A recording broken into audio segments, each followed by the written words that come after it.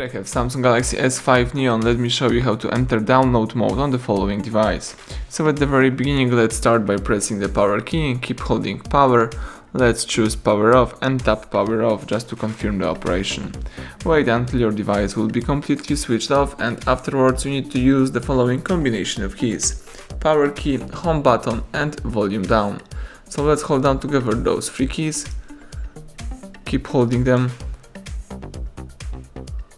and release all keys as soon as warning pops up. Now let's press volume up to continue, and this is the download mode. So now you can read a couple of useful information about your device, or you may simply use this download mode to flash your phone.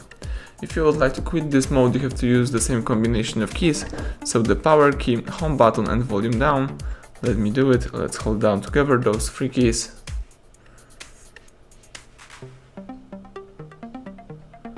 Excellent, release them as soon as phone goes black.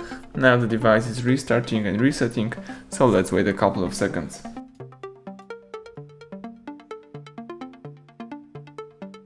Excellent, now you can unlock your device and start using your phone in a normal way. Thank you for watching, please subscribe our channel and leave thumbs up under the video.